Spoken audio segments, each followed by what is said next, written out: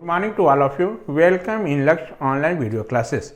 इससे previous class में हम लोग एनालिसिस ऑफ आरएल नेटवर्क किए थे सीरीज का। आज हम लोग डिस्कस करने जा रहे हैं जिस नेटवर्क का एनालिसिस करेंगे उस नेटवर्क का नाम है सीरीज आरसी नेटवर्क। ठीक है, तो analysis of series RC network यानी हम आरसी नेटवर्क का आज एनालिसिस करेंगे। तो आरसी नेटवर्क को एनालिसिस करने के लिए सबसे पहले एक हम आरसी नेटवर्क कंसीडर कर रहे हैं, आपका सीरीज आरसी नेटवर्क, और उसमें हम एक एसी वोल्टेज सप्लाई आपको उसमें कनेक्ट कर रहे हैं। तो सबसे पहले consider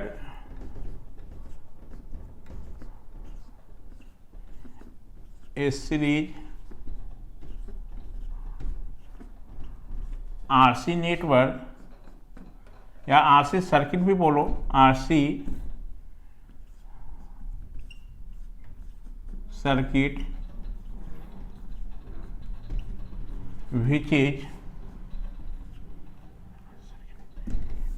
consider a series RC circuit is connected by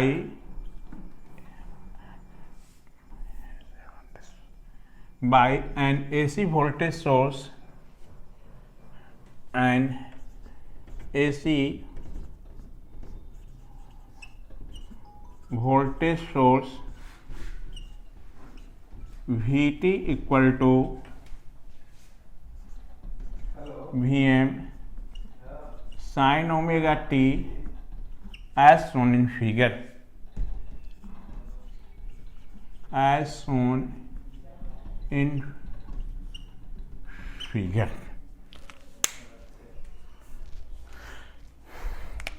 चलो, एक आरसी सर्किट आपका कंसीडर कर लिए, आपका series RC network R C. इसको हम एक एसी सप्लाई से कनेक्ट कर दिए हैं, ये एसी का सिंबल हम दिखा दिए, एसी वोल्टेज सोर्स से कनेक्ट कर दिए।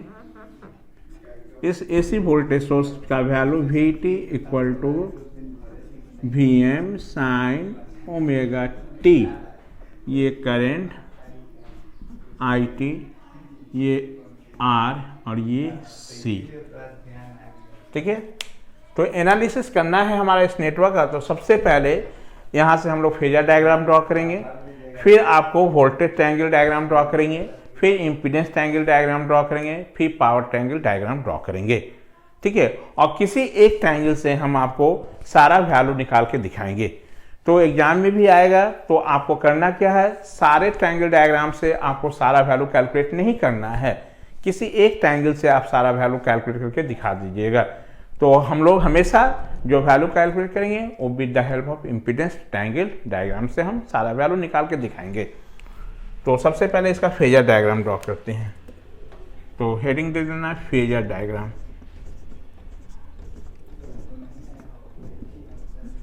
Phasor diagram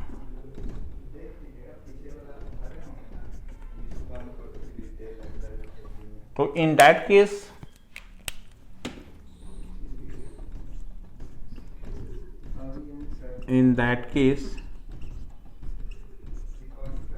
phasor diagram can be drawn as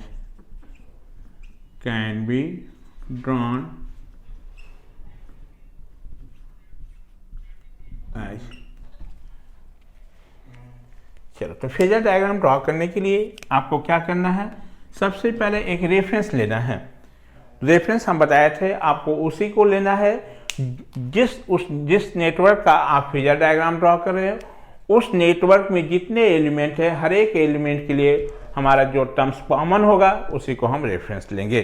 और फेजर डायग्राम में हमेशा आरएमएस वोल्टेज और आरएमएस करंट के लोकेशन को इंडिकेट करते हैं। तो यहाँ पर ऑब्वियस है कि ये नेटवर्क हमारा सीरीज है हमारा, तो सीरीज के केस में करंट का वैल्यू क्या होगा, सेम होगा। जो करंट हमारा सोर्स से पास होगा वही हमारा रजिस्टर में भी जाएगा, वही कैपेसिटर में भी जाएगा। तो हमने सबसे पहले करंट को रेफरेंस ले लिए। तो यहाँ पर जो करंट दिखाना है वो कौन सा हमको दिखाना है, आरएमएस करंट, जब भी फेजर डायग्राम ड्रॉ करेंगे। ठीक है, अब इसके बाद हर एक जो है एलिमेंट के क्रॉस का हम वोल्टेज का लोकेशन दिखाएं। तो जब करंट को रेफरेंस लिया होगा तो ये प्योर रजिस्टर हो गया इसके लिए, तो इस केस में वोल्टेज हमारा क्या होगा, इस करंट के सेम फेज में होगा हमारा भैया। अब थोड़ा देखिए आप, ये क्या कैपेसिटर है, तो याद करो कि कैपेसिटर के केस में हमारा यदि हम करंट जो हमारा क्या था, लीडिंग नेचर का था हमारा, है ना, यानी कैपेसिटर के केस में जब करंट को आप रेफरेंस ले लियो हो तो वोल्टेज ऑब्वियस जो है वो क्या होगा, लैग कर जाएगा हमारा 90 डिग्री से। ये देखिए हम लोग यहाँ 90 डिग्री से इसको दिखा दिए लैगिंग हमारा। अब हमारा ये दोनों का आपका जो रिजल्टेंट होगा VR और VL का, इसका रिजल्टेंट क्या V हमारा, इस टोटल रिजल्टेंट V हमारा होगा ये, और करेंट और V के बीच का जो एंगल होगा हमारा वो क्या होगा, फाई, नेट वोल्टेज और नेट करंट के बीच का एंगल हमारा ये। तो ये आपका क्या बन गया, फेजर डायग्राम। ये आपका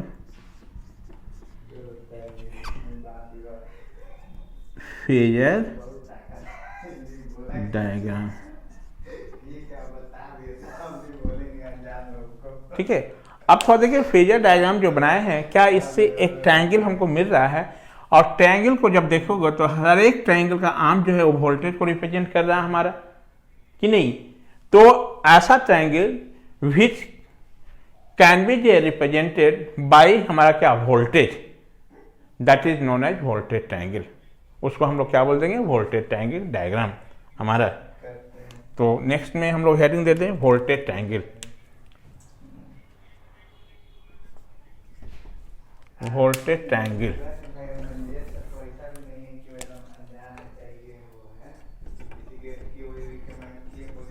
voltage triangle,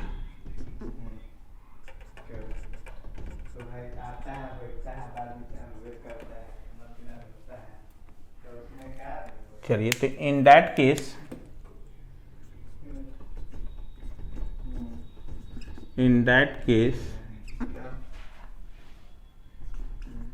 voltage triangle diagram can be drawn as,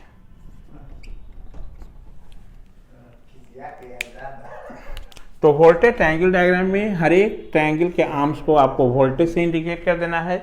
तो ये वाला क्या होगा हमारा, VR हमारा, ये आपका क्या हो जाएगा, ये आपका सॉरी ये VC, ये हमारा,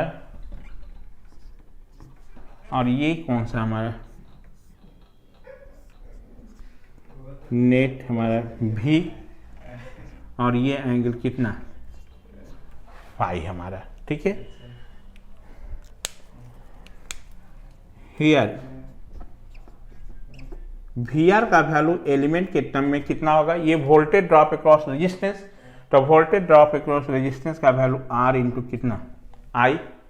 ये क्या VC, तो VC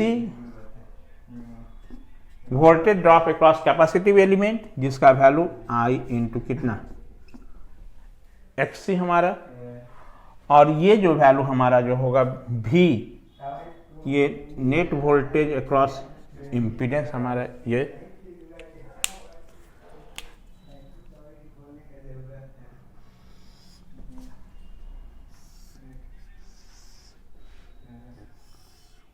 ये हमारा।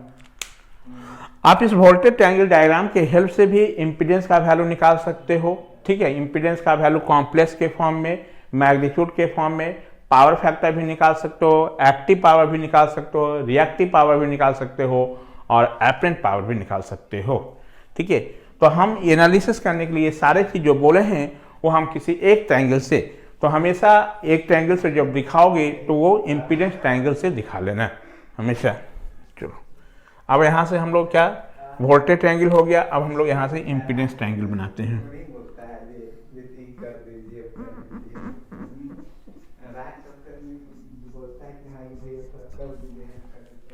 नेक्स्ट में हम लोग यहाँ इम्पीडेंस ट्रायंगल,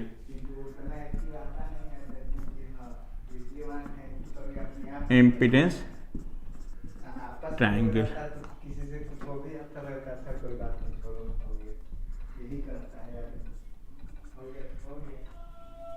जब हम आरएल नेटवर्क एनालिसिस आपको कर रहे थे तो हर एक ट्रायंगल से सारा वैल्यू निकाल के दिखाए थे।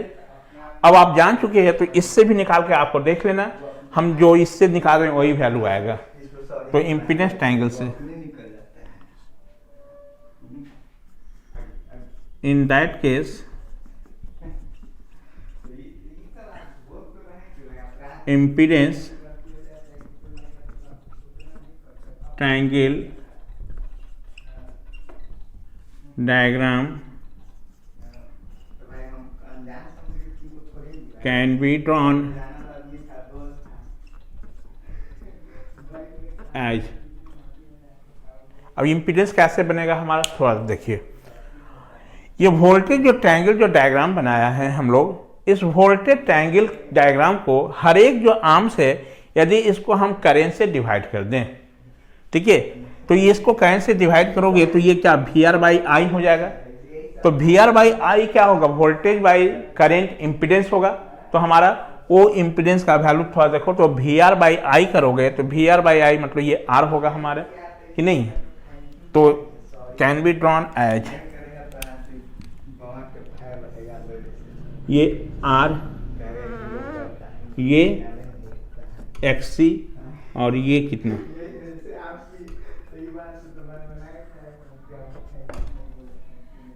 ये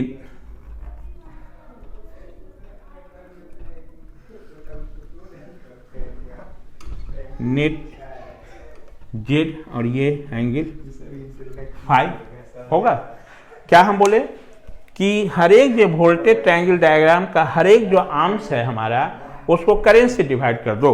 तो इसको करेंट से डिवाइड करोगे तो वी आर बाई आई होगा। वी आर बाई आई का जो वैल्यू होगा वो कितना, आर के बराबर होगा। V R by I, I I cancel, तो आर, इसका मतलब ये वाला जो आर्म्स है वो क्या इम्पीडेंस में आर को इंडिकेट करेगा। जब ये वाला आर्म्स होगा हमारा, जब इम्पीडेंस में करोगे तो इसको वी सी बाई आई निकालोगे तो वी सी बाई आई का वैल्यू एक्सी हो जाएगा, ये एक्सी हो जाएगा हमारा। और ये हमारा आर्म्स जो होगा वो क्या होगा, ये आर्म्स हमारा वी बाई आई जो होगा वो टोटल इम्पीडेंस के बराबर वी बाई आई क्या हो जाएगा, टोटल इम्पीडेंस जेड, यानी हमारा क्या हो गया इम्पीडेंस ट्रायंगल, ऐसा बनेगा। तो थोड़ा देखो, तो इम्पीडेंस ट्रायंगल आरएल नेटवर्क का जब आप बनाए थे तो क्या था हमारा, जस्ट ये क्या था, ऊपर था हमारा, था ना। और यहाँ आपका रिएक्टिव एलिमेंट यहाँ पर क्या है, हमारा कैपेसिटर है, जबकि उस केस में रिएक्टिव एलिमेंट क्या था, इंडक्टर था। अब इस ट्रायंगल से सारा चीज हम लोग निकालते हैं। तो सबसे पहले यहाँ से हम इम्पीडेंस का वैल्यू निकालते हैं। तो from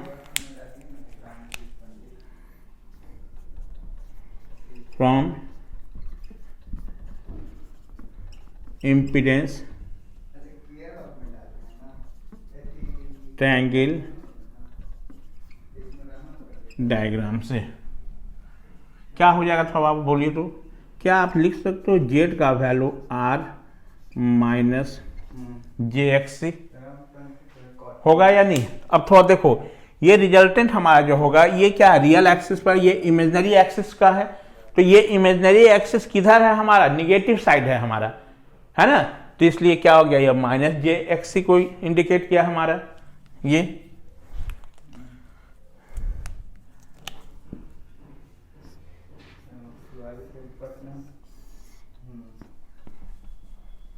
This is the required value of Z in terms of complex.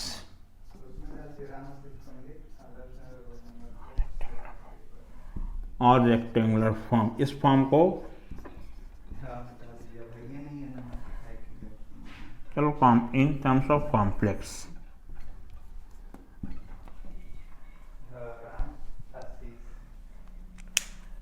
In terms of magnitude, in terms of magnitude के टर्म में हमारा क्या हो जाएगा बाबू, इस जेड का जो वैल्यू होगा magnitude of Z is equal to under root R का स्क्वायर प्लस कितना एक्सी का स्क्वायर हमारा। ये जहां एक्सी को क्या बोले थे हम लोग, capacitive reactance.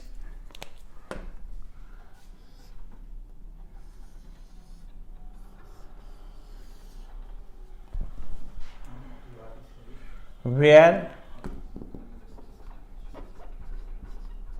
Xc is known as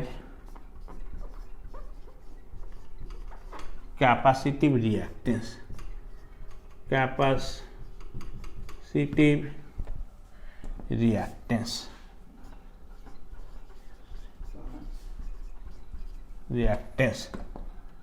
that is Xc का वैल्यू कितना 1/ओमेगा c, या इसका वैल्यू 1/2πf इंटू सी हमारा।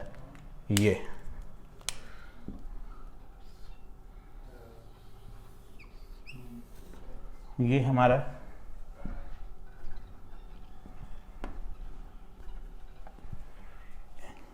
ये इम्पीडेंस का वैल्यू निकल गया। अब इससे हम लोग पावर फैक्टर निकालेंगे, टोटल पावर निकालेंगे। ये तो पहले आप इतना नोट डाउन कर लें। चलिए हम नेक्स्ट में पावर फैक्टर का वैल्यू कैलकुलेट कर रहे हैं। Power factor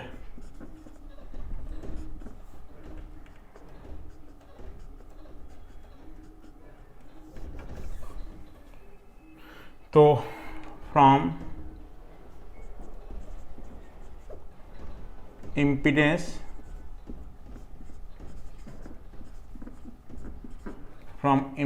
triangle diagram,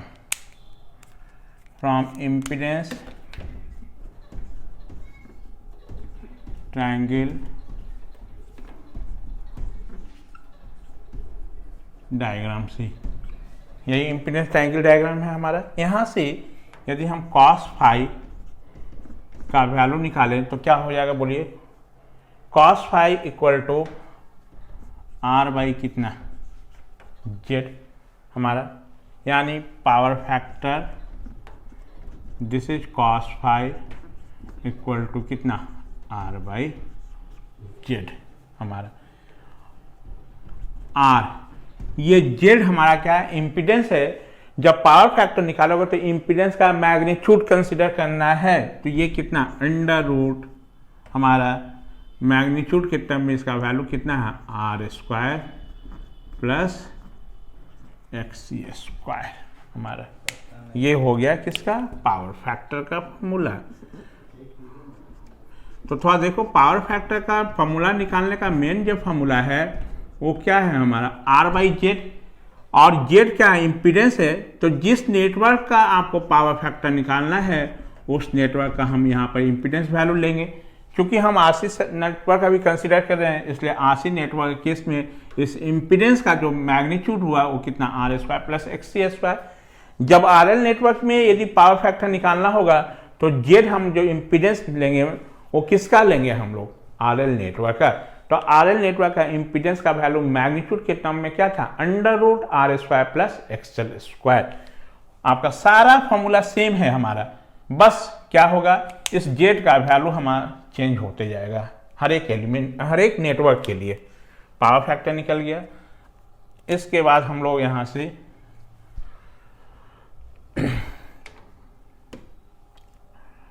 active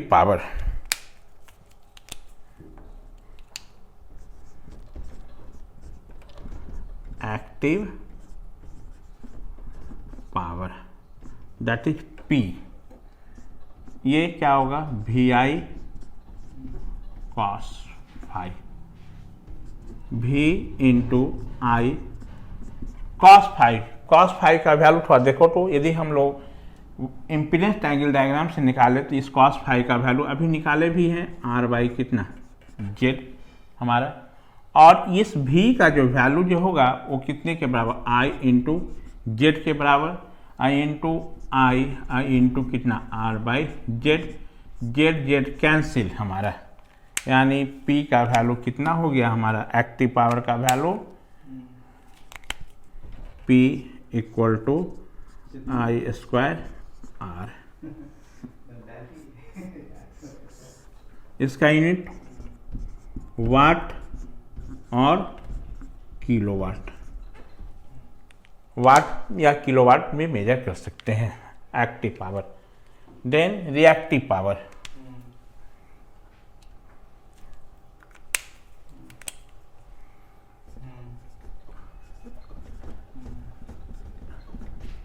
reactive power जिसको हम लोग क्या बोले थे, Q से डिनोट किए थे, V I sine phi, V into I into sine five.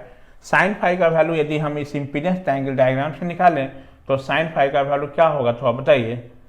आपका XC बाई हमारा कितना Z हमारा, और इस V को हम लिख सकते हैं I into Z into I into कितना XC by Z, Z Z cancel, यानी Q का वैल्यू कितना आई स्क्वायर इंटू XC, आई स्क्वायर इंटू कितना XC हमारा। अब आपको बताए थे कि रिएक्टिव पावर ऐसा जो पावर है which can be consume due to reactive element. तो आरसी नेटवर्क में हमारा जो रिएक्टिव एलिमेंट है वो क्या है, हमारा कैपेसिटर है, और कैपेसिटर के अक्रॉस जो पावर हमारा कंज्यूम होता है उसका आपका पता है, उसका जो वैल्यू होता है वो कितना आई स्क्वायर XC। देखो ये इसका यूनिट जो होगा वो क्या होगा हमारा, भार और के भार, ये रिएक्टिव पावर हो गया। और आप जानते हैं कि एपरेंट पावर का जो वैल्यू होता है we know that S is equal to under root P square plus कितना Q square apparent power. That means S, इसको हम कैलकुलेट करें, S का जो वैल्यू हो जाएगा अंडर रूट पी स्क्वायर। तो अंडर रूट पी स्क्वायर कहने का मतलब कितना, I 4 R स्क्वायर, Q का मतलब कितना I का पावर 4 XC स्क्वायर। क्या यहाँ तो थोड़ा देखो तो बाबू, S का वैल्यू जो होगा वो I square into R square plus कितना XC स्क्वायर। क्या इस S का वैल्यू जो हो गया हमारा S equal to I square into कितना Z हमारा, ये, और इसको हम लोग इतना भी लिख सकते हैं S इज इक्वल टू, इसको हम I into Z, that means I into कितना V, यानी ये एपरेंट जो पावर इज इक्वल टू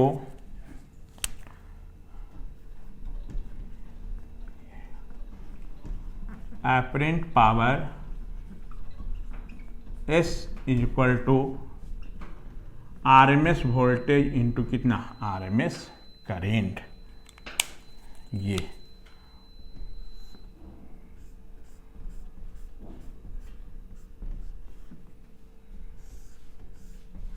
और इसका यूनिट क्या हो जाएगा आपको, वोल्ट एम्पियर और केवीए, वोल्ट इंटू एम्पियर, इसलिए VA बोल दिए, या इसको केवीए में भी मेजर कर सकते हैं।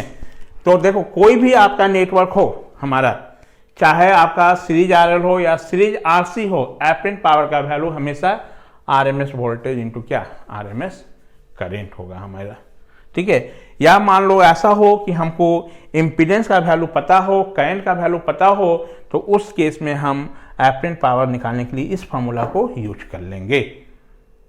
ठीक है। और एक्टिव पावर देखो आपका क्या है, I square R, R L network में भी आई स्क्वायर आर था हमारा। रिएक्टिव पावर का वैल्यू आई स्क्वायर एक्ससी, वहां क्या था, आई स्क्वायर एक्सएल।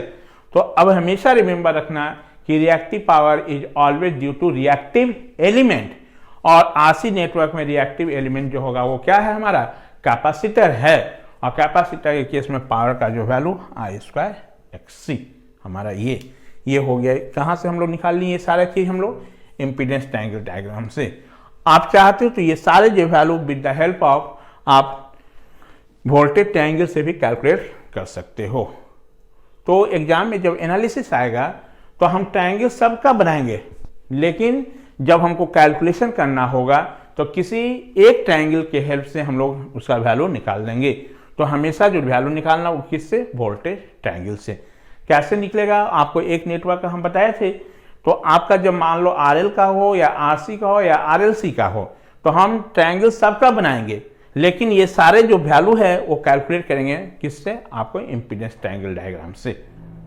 समझाने के लिए हम पहला केस में तीनों से निकाल दिए हैं, लेकिन एग्जाम में सिर्फ बनाना, ट्रायंगल सबका दिखा देना, ठीक है, फेजर डायग्राम बना देना है, लेकिन ये सारे वैल्यू जो कैलकुलेट करेंगे वो सिर्फ कहाँ से, इम्पीडेंस ट्रायंगल डायग्राम से ही दिखाना, सबसे नहीं दिखा देना, नहीं तो बहुत टाइम लगेगा आपको। तो ये आपको हम निकाल दिए, सारा पावर भी निकाल के बता दिए आपको ये। अब इसके बाद हम लोग क्या करेंगे, इसका पावर ट्रायंगल डायग्राम ड्रॉ करेंगे। Power triangle,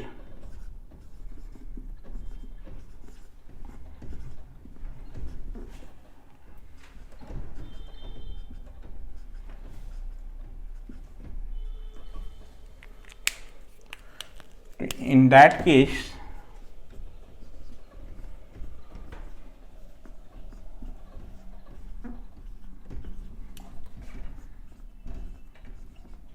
power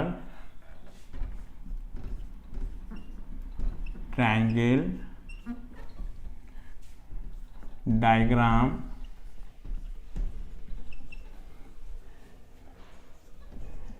can be drawn as, voltage triangle diagram का हर एक आर्म्स को क्या करो, करेंट से मल्टीप्लाई कर दो, ठीक है। अब उससे जो ट्रायंगल ऑब्टेन करेंगे हम लोग, तो उसी ट्रायंगल को हम बोल रहे हैं क्या, पावर ट्रायंगल। तो थोड़ा देखना ध्यान से, हम आपको समझाने के लिए यहाँ पहले वोल्टेज ट्रायंगल बना रहे हैं। तो ये आपका वी आर था, ये आपका वोल्टेज ट्रायंगल में वीसी था, और ये आपका क्या था, हमारा भी था, हमारा यही था। अब इसको हम वोल्टेज ट्रायंगल के हर एक आर्म को हम करेंट से मल्टीप्लाई कर दें, ये आई, ये आई, ये आई, तो वोल्टेज इंटू करेंट पावर होता है। इसका मतलब ये एक पावर मिलेगा हमारा, ठीक है, एक पावर ये हो गया हमारा, और एक रिजल्टेंट पावर हो गया ये। अब इस पावर जो होगा हमारा वो कौन सा होगा, तो वो जो पावर होगा वी आर इंटू आई के बराबर होगा। और वी आर का वैल्यू हमारा कितना था, आई इंटू आर था हमारा, तो ये क्या हो गया, आई स्क्वायर आर। ये वैल्यू यदि इसको हम सिंप्लीफाई करके यहाँ पर बताएं तो ये वी आर को लिख सकते हैं आई इंटू आर इंटू आई, तो ये क्या हो गया, आई स्क्वायर आर। और इस आई स्क्वायर आर जो पावर था उसको हम लोग क्या बोले थे, एक्टिव पावर, यानी ये क्या हो गया पी।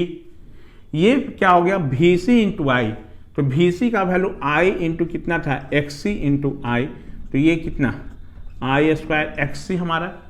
तो ऐसा जो पावर जो रिएक्टिव एलिमेंट के चलते था तो उसको हम लोग बोले थे reactance power, reactive power Q, और इस दोनों का रिजल्टेंट जो था वो क्या होगा एस, और इसके बीच का एंगल कितना, फाइव हमारा ये। तो पावर जो ट्रायंगल डायग्राम कौन सा बनेगा, यही हमारा हुआ। ये कैसे आया वो हम आपको समझा रहे हैं। और यहाँ से हम एस से मल्टीप्लाई कर दिए थे, तो इस भी का वैल्यू जो होगा वो कितना, आपको v equal to I into Z into I, ये आई स्क्वायर जेड, यानी s का वैल्यू क्या हो जाएगा, आई स्क्वायर इंटू जेड हमारा ये। तो ये हम रफ में आपको दिखा दिए।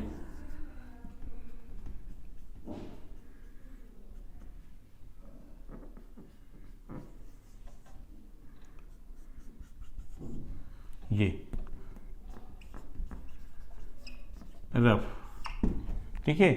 अब इसके कॉरस्पॉन्डिंग हम क्या है, तो पावर ट्रायंगल डायग्राम तो हमारा ये बना, तो हमको पावर ट्रायंगल डायग्राम में क्या दिखाना है, हर एक आपको आर्म्स का पावर दिखाना है। तो इसका P होगा, इसका Q होगा, इसका क्या होगा S, यानी power triangle diagram can be drawn as, इधर हम बना देते हैं ये P, ये Q और ये कितना S, P Q और ये S हमारा रिजल्टेंट ये, और ये एंगल कितना फाई।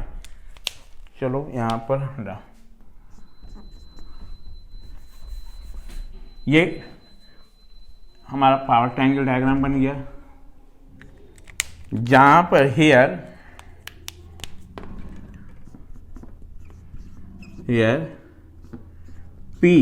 P का वैल्यू कितना I/2 इंटू R, कैसे देखो वहाँ पर निकाले हुए हैं, Q I/2 इंटू कितना XC और S इक्वल टू कितना I/2 इंटू Z। ये क्या फ्रॉम पावर ट्रायंगल डायग्राम से, from power triangle diagram we can write P S equal to P minus कितना JQ हमारा कॉम्प्लेक्स के फॉर्म में, और S का वैल्यू मैग्नीट्यूड के फॉर्म में कितना √P² plus Q² in complex form, और ये इन मैग्नीट्यूड फॉर्म हमारा। ये आप इस पावर ट्रायंगल डायग्राम के हेल्प से भी आप निकाल के देखना, आपका इम्पीडेंस का वैल्यू, पावर फैक्टर का value, active power, reactive power, apparent power आप निकाल के देखना। जो इम्पीडेंस ट्रायंगल डायग्राम से आया है वैल्यू, सारा वही चीज आएगा। ठीक है, तो ये आपका हो गया एनालिसिस किसका, हमारा आपका RC नेटवर्क का। ये अब हम लोग इस पर बेस्ड क्या करेंगे, आपको RL पढ़ा दिए, सीरीज RL, सीरीज RC, इसके बाद हम लोग सीरीज RLC पढ़ेंगे। तो सीरीज RLC पढ़ने से पहले हम लोग इस पर बेस्ड कुछ न्यूमेरिकल सॉल्व करेंगे। ठीक है, तो देखते हैं अब हम लोग इस पर कुछ न्यूमेरिकल बनाते हैं।